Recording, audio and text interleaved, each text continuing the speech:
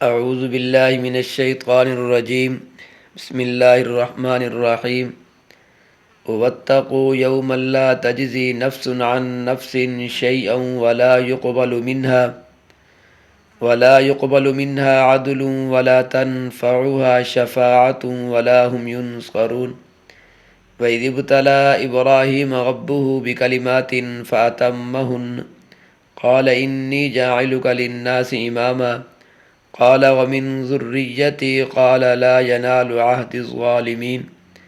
وإذ جعلنا البيت مثابة للناس وأمنا واتخذوا من مقام إبراهيم مصلى وعهدنا إلى إبراهيم وإسماعيل أن طهرا بيتي للطائفين والعاكفين والركع السجود واتقوا يوما اور ڈرو اس دن سے لا تجزی نفس نہیں کفایت کرے گا کوئی نفس عن نفس کسی نفس کی طرف سے شیئن کچھ بھی ولا يقبل منها اور نہ قبول کیا جائے گا اس سے عدل بدلہ ولا تنفعها شفاعہ اور نہ نفع دے گا اس کو سفارش کرنا ولا هم ينصرون اور نہ ان کی مدد کی جائے گی وَإِذِ ابْتَلَىٰ إِبْرَاهِيمَ رَبُّهُ اور جب آزمایا ابراہیم علیہ السلام کو اس کے رب نے بکلمات چند باتوں کے ساتھ فَأَتَمَّهُنَّ پس انہوں نے ان باتوں کو پورا کر دیا قال فرمایا پروردگار نے انی جاعلک للناس اماما بے شک میں بنانے والا ہوں تمہیں لوگوں کے لیے پیشوا قال کہا ابراہیم علیہ السلام نے ومن ذریتی اور میری اولاد میں سے بھی قال لا ینال عہد الظالمین فرمایا اللہ تعالیٰ نے نہیں پہنچے گا میرا عہد ظالموں کو وَإِذْ جَعَلْنَا الْبَيْتَ اور جب بنایا ہم نے بیت اللہ کو مثابۃ للناس لوٹنے کی جگہ لوگوں کے لیے وَأَمْنًا اور امن کی جگہ وَاتَّخِذُوا مِن مَّقَامِ إِبْرَاهِيمَ مُصَلًّى اور بناؤ تم ابراہیم علیہ السلام کے کھڑے ہونے کی جگہ کو نماز کی جگہ وَعَهِدْنَا اور ہم نے تاکید کی الی ابراہیم و اسماعیل ابراہیم اور اسماعیل علیہ السلام کو ان طہرا بیتیا کہ پاک رکھو تم دونوں میرے گھر کو للطائفین طواف کرنے والوں کے لیے والعاکفین اور اعتکاف بیٹھنے والوں کے لیے والرکع السجود اور رکوع اور سجدہ کرنے والوں کے لیے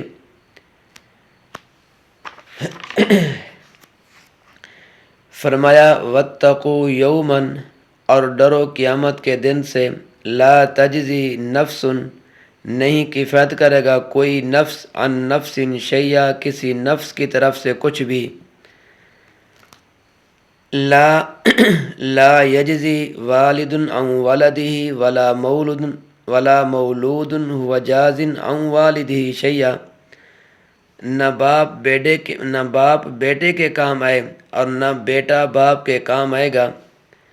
اور تیسرے پارے میں آتا ہے یوم یفر المرء من اخیہ و امہ و ابی و صاحبتہ و بنی اس دن آدمی اپنے بھائی سے دور بھاگے گا اسی طرح اپنے ماں باپ سے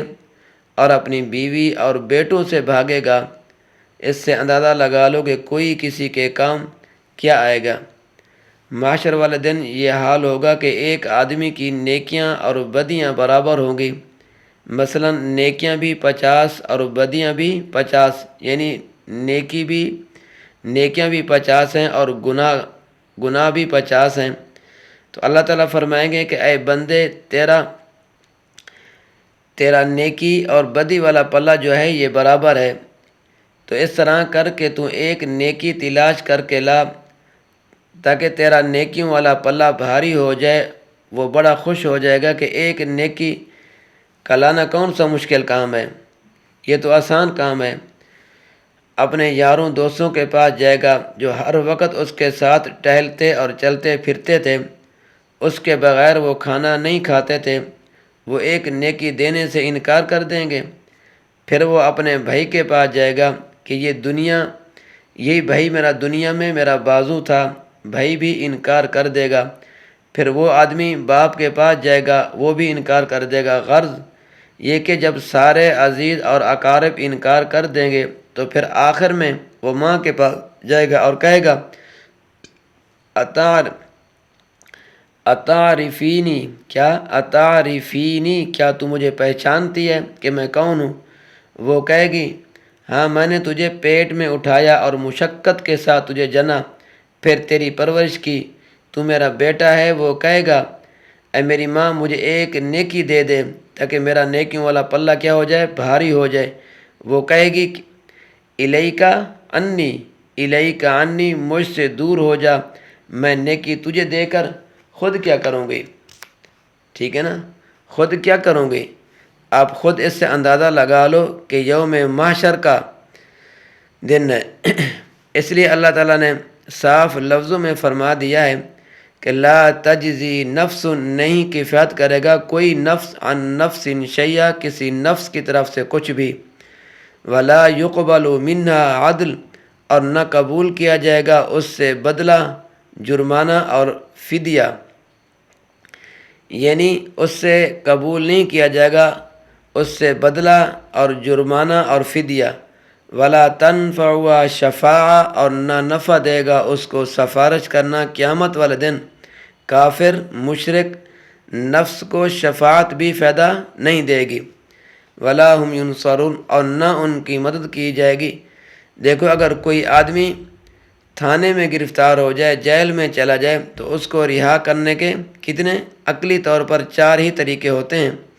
ضمانت دے کر رہا کرا لیا جاتا ہے، اس کو چھوڑ دو، ہم اس کے ضامن ہیں کہ یہ عدالت کے طلب کرنے پر حاضر ہو جائے گا۔ اور دوسری صورت یہ ہوتی ہے کہ واقعی اس نے جرم کیا ہے تو تم اس کا جرمانہ ادا کر دو، پھر ہم اس کو چھوڑ دیں گے۔ اور تیسری صورت یہ ہوتی ہے کہ با اثر آدمی سفارش کر کے اس کو رہا کرا لیتے ہیں۔ اور چوتھی صورت یہ ہوتی ہے کہ حملہ کر کے زبردستی رہا کرا لیا جاتا ہے۔ تو اللہ تعالیٰ فرماتے ہیں کہ قیامت والے دن نہ تو کوئی کسی کی ضمانت دے گا، اور نہ فدیہ اور نہ جرمانہ وصول کیا جائے گا،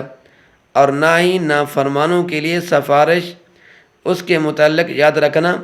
کہ سفارش کی جو نفی کی گئی ہے یہ کافر اور مشرک سے سفارش کی نفی ہے، باقی گناہ گار مومنوں کے لیے سفارش اپنی جگہ برحق ہے۔ اور مومنوں سے جو غلطیاں ہوئی ہوں گی تو ان کے لیے سفارش قرآن کریم سے بھی ثابت ہے، اور احادیث سے بھی، اور اجماع امت سے بھی ثابت ہے۔ اللہ تعالیٰ کے پیغمبر بھی سفارش کریں گے، فرشتے بھی سفارش کریں گے، حافظ قرآن بھی سفارش کریں گے۔ آگے پھر حافظ، شہید اور نابالغ بچوں کی سفارش۔ حدیث پاک میں آتا ہے کہ ایک حافظ قرآن کی سفارش سے اس کی برادری کے 10 مجرموں کو چھٹکارا ملے گا۔ گویا کہ حافظ قرآن صرف اپنے لیے نہیں پڑھ رہا بلکہ دوسروں کے لیے بھی پڑھ رہا ہے، بشرطے کہ صحیح معنی میں حافظ قرآن ہو۔ اسی طرح شہید بھی سفارش کرے گا، اور چھوٹے بچے جو نابالغی میں فوت ہو گئے ہیں،